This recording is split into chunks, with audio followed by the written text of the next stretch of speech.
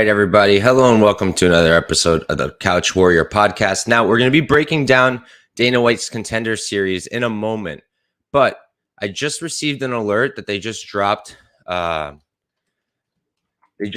Ferguson and Diaz lines. So I'm currently playing Tony Ferguson. They dropped him at plus 135, and you are watching me live try to get this line. I have a feeling that it is gone already. I'm stressed out. Hold up. Ooh, this is craziness. What's going on right now, man? So you guys are watching me live, freaking out. Oh, man. And they took it down. Oh, I hate when that happens. All right. So if anybody's watching me right now, that's what I'm dealing with. So just now, UFC 279, everybody knows what the chaos that's going on. The lines just dropped. And there's allegedly a line for Tony Ferguson and Nate Diaz, but I am not seeing it anywhere right now. I'm going to try to refresh one more time. And then if that doesn't work out, we're going to get right into the Contender series. I do apologize about this delay, but I don't want to miss this line if I can get it. So here it is right now. Tony Ferguson plus 135. You are watching me live. Play it for 4 units. Done. All right, I just played Tony Ferguson for 4 units at plus 135. I'll be posting about that live on my Twitter. And yeah, now we can get right into these plays and we can break down Dana White Contender Series Week 8. And hopefully we'll get more updates on this crazy, crazy night as the day goes on. So for this very first fight, we've got Brandon Lewis versus Daniel Marcos.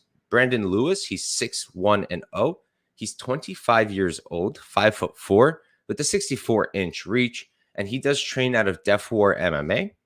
On the other side, you've got Daniel Marcos. He's 12-0-0, 29 years old, 5'7", so he's 3 inches taller here.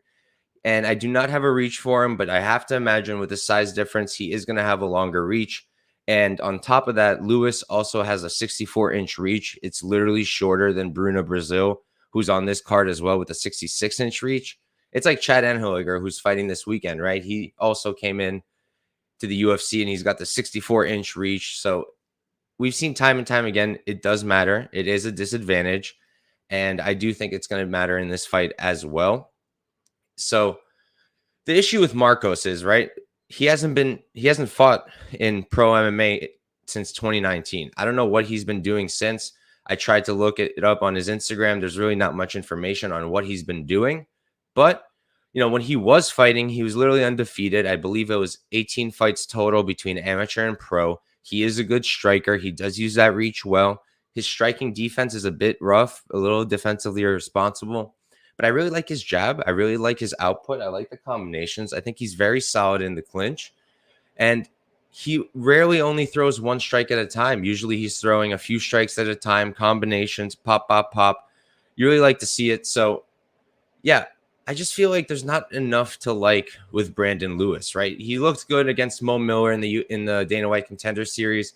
And I only say that because he did get destroyed, right? I just think he looked good because, he was able to handle it. He was able to bring some decent striking. Mo Miller is a really good wrestler, really good grappler. So to survive that, it was impressive, and I think Dana White was impressed too. So, yeah, I think it's a close fight, but I do give the striking edge to Marcos. I think that Lewis is a bit too sloppy. He tends to wing his strikes a bit. The output is pretty low, and the striking's pretty meat and potatoes. And he doesn't really have grappling to lean on, whereas you look at Marcos, he actually has shown some grappling, some wrestling, and he's been able to get some takedowns. So, yeah, I do like Marcos here. You can't play it for a lot because there's the question marks of him not fighting since 2019.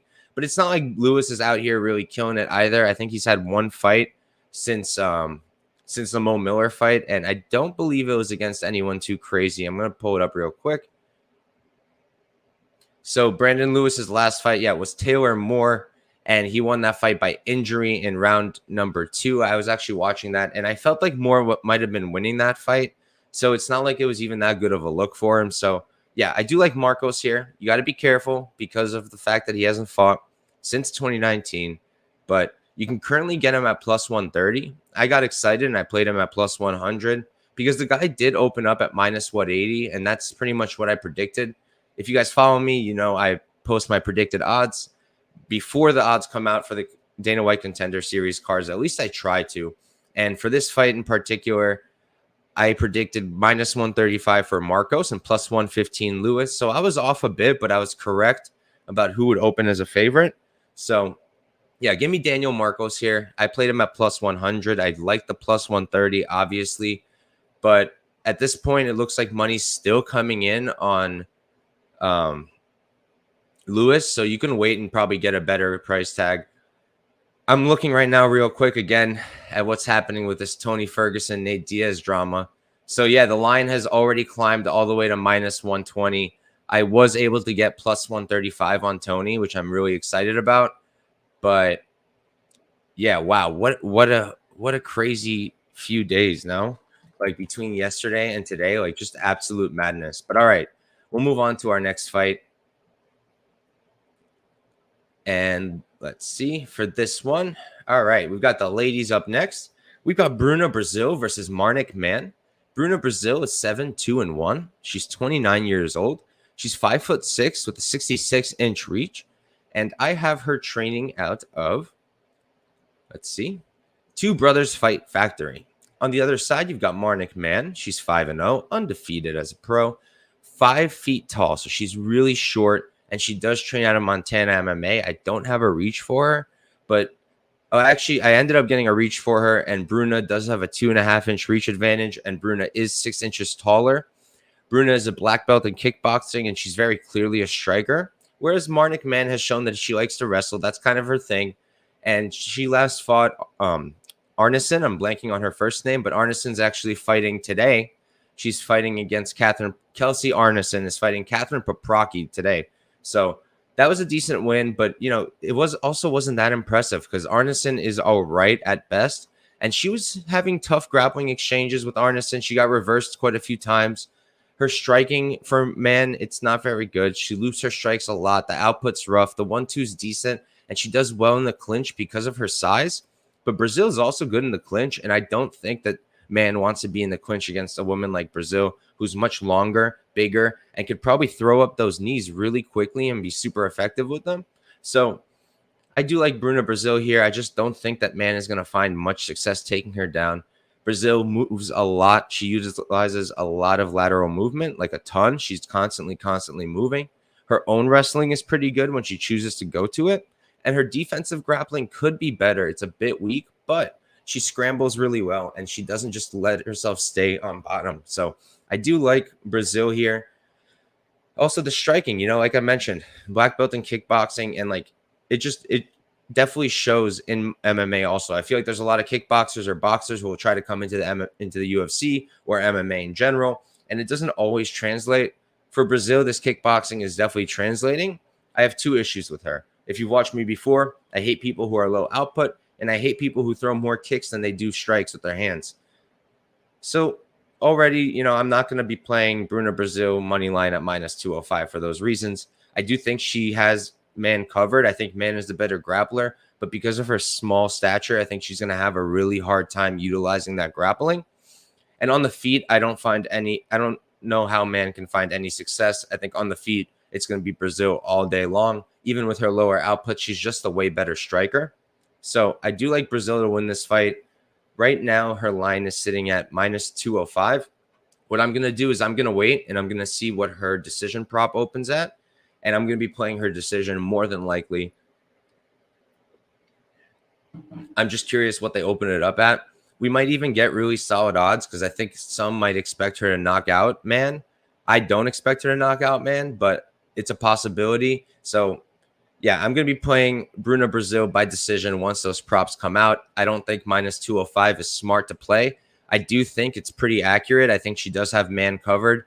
You have to understand, when someone's as small as Mann is with such a small stature, it's the same issue that Brandon Lewis is going to have, and the same issue that Chad's going to have this weekend is they have to close this distance big time in order to be able to land their own strikes. And in doing so, they're leaving themselves open for counters, and I just feel like she's going to be getting hit a ton. So the pick here is Bruna, Brazil, and we're going to move on to our third fight of the night, and this one's an absolute banger.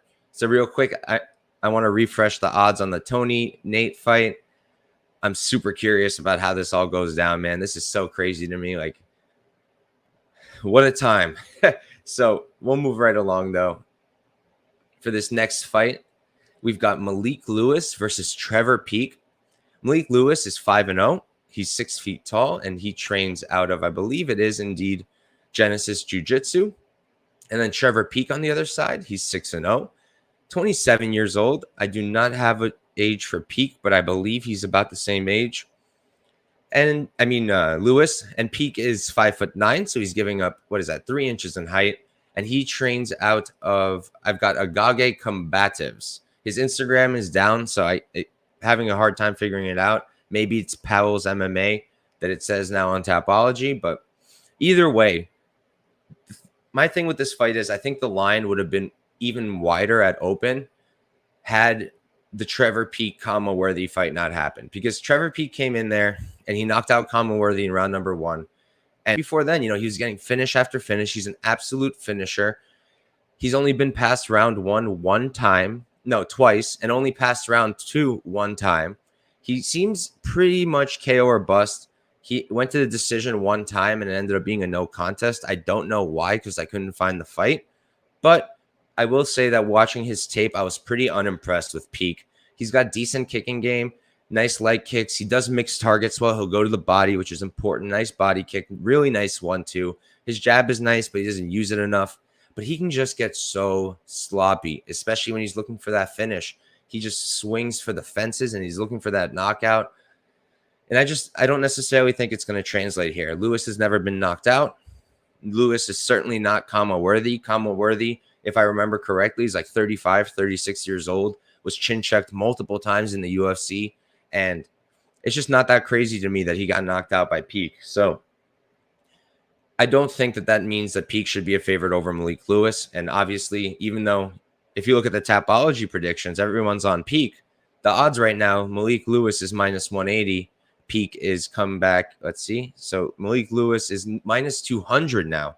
You can get Peek for plus 175. And it was Peek who opened as a favorite at minus 115. So, yeah, I think the reason is people are realizing that Malik Lewis is the better technical striker here. Malik Lewis is 3 inches taller. Malik Lewis has at least been to a decision as an amateur. He's never been out of round 2 as a pro, though. And he has wrestling to use that, Peek has shown some offensive grappling, but his takedown defense is garbage. In the Brewer fight, the only reason he got out from underneath Brewer was because Brewer made a mistake, got too high up on Peek's back, and fell off. Malik Lewis is a really solid grappler, and I feel like he's going to be the one here who has that weapon available to him. And I just like his striking better. I think he's more technical. I think he has more weapons. He uses the elbows up close really nice. The jab is good. The counters are great. Output's great. Mixes targets up really well, too. I just feel like if Peek doesn't bop Malik Lewis early, I think it's going to be Lewis all day.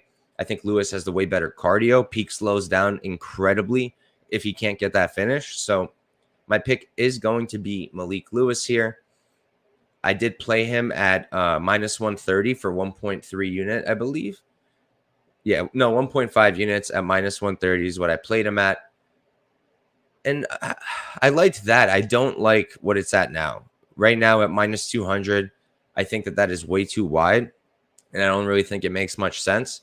So I wouldn't bet it at that point. But at minus 130, and if it does end up coming back down a little bit, I do think it's a good play to make to play Malik Lewis. I like him to beat Trevor Peek.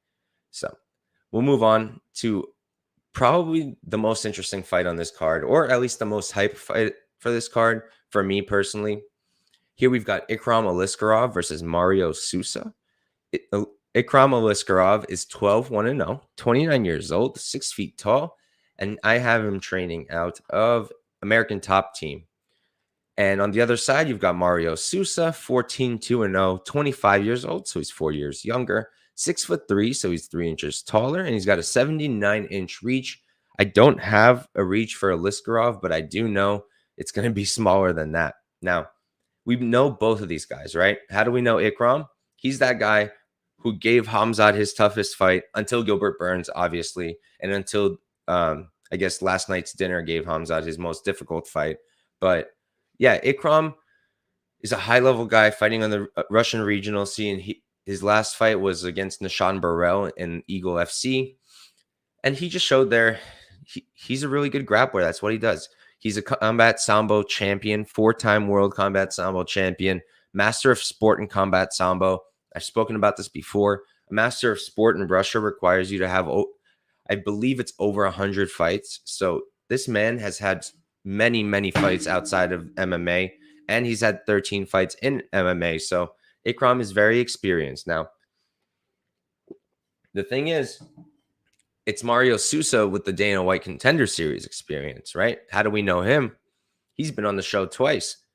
The first time was against a Polish opponent. I do not remember the last name off the top of my head, and I wouldn't be able to pronounce it. But that was the main issue, because in that fight, he won that fight, but he got held down a lot. I believe it was for 10 minutes. He gave up 10 minutes of control time. He got taken down. I don't have the number on me right now.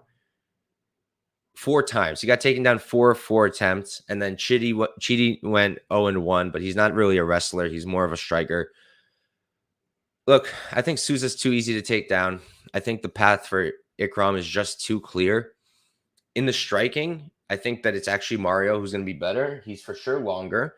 I think that he's going to be faster, and he throws straight strikes. He's not looping too much, and if he's using that against Ikram, he can make it really difficult for Ikram to close that gap and catch him. That said, if he's throwing kicks, that's going to give Ikram an opportunity as well. And Ikram is a really good grappler. He's going to find that opening. I expected Ikram to open up at -300. He opened up similar at -400. He's now -425. It's not really playable. I'm maybe going to look at Ikram decision or something like that. Not sure how else you could possibly play this, unless maybe you wanted to parlay this and Bruna, Brazil. Maybe. I don't know.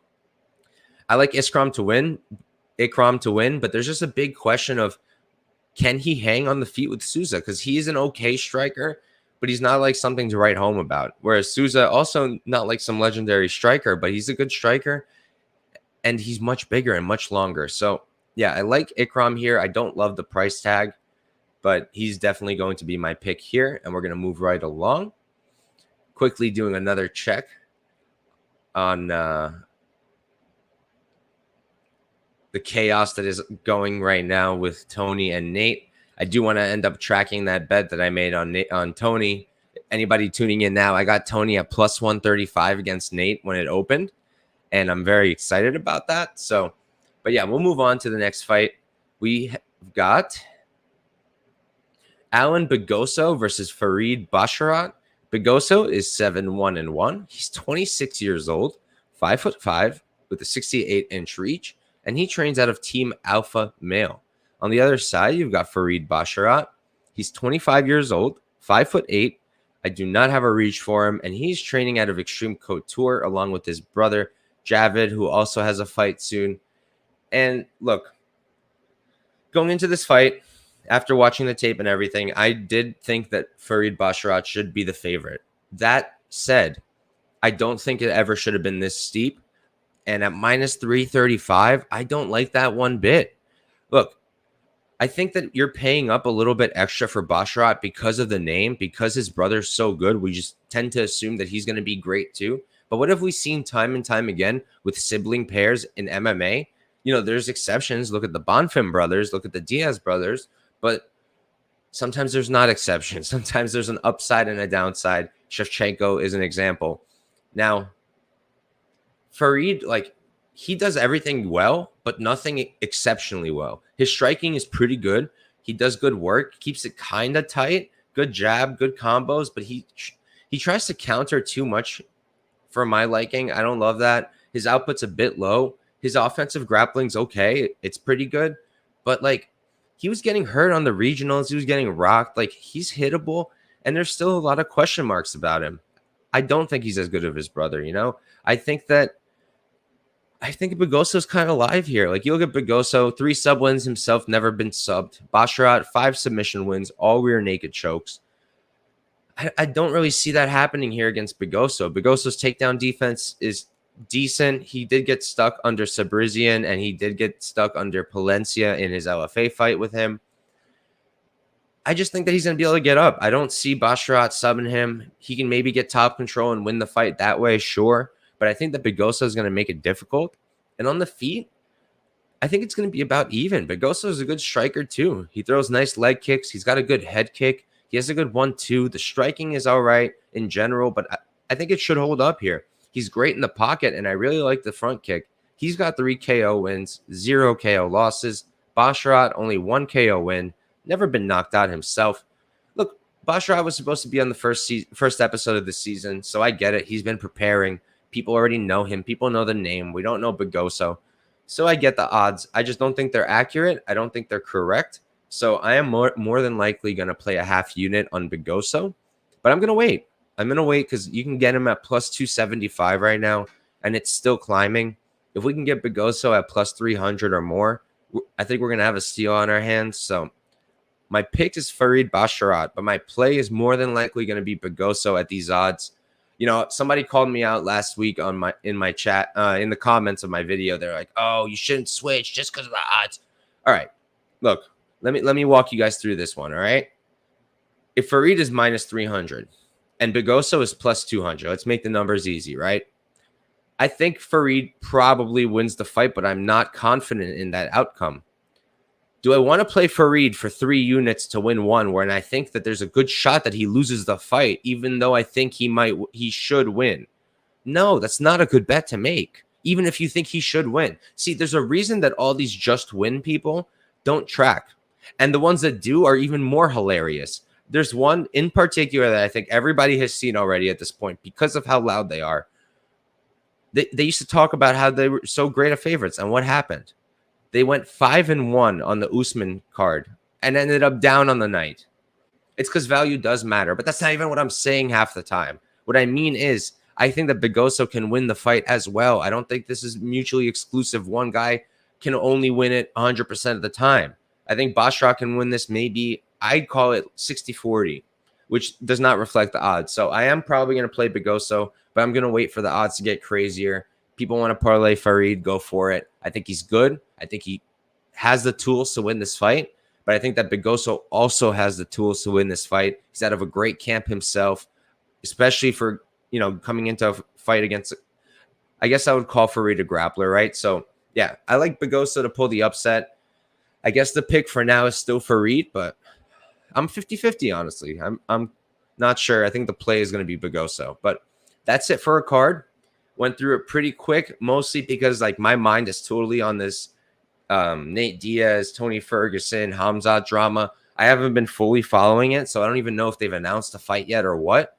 But thank you for anyone who tuned in anyways during all of this chaos. I appreciate you guys big time. Anyone running this show back, thank you for tuning in. Please subscribe, like the video. You guys are dope. I do this 100% for you guys. Otherwise, I wouldn't have to take nearly as much notes for myself. So I do this for the people. Please like and subscribe. And I'll run through the picks one more time real quick. I've got Daniel Marcos beating Brandon Lewis, and I do have a play there, plus 100 for a unit. You can get better odds on Marcos now. Then you've got Bruna Brazil. I've got Brazil over Mann. I'm not playing her money line at minus 205. I'm going to wait for her decision prop. Then we've got Malik Lewis versus Trevor Peak. And for that one, I've got Malik Lewis, but I played him minus 130, and I would not play it at minus 200. Ikram Aliskerov, I've got him over Sousa, but the line is unplayable, and I'm not even sure how to target it inside the distance. And then for the main event, for Begosso Basharat, I'm more than likely going to play Begosso if I can get plus 300 or better. So thank you for anyone who tuned in. I appreciate you guys big time. Good luck tomorrow with your bets for whatever these fights end up being. And have a good one, everybody.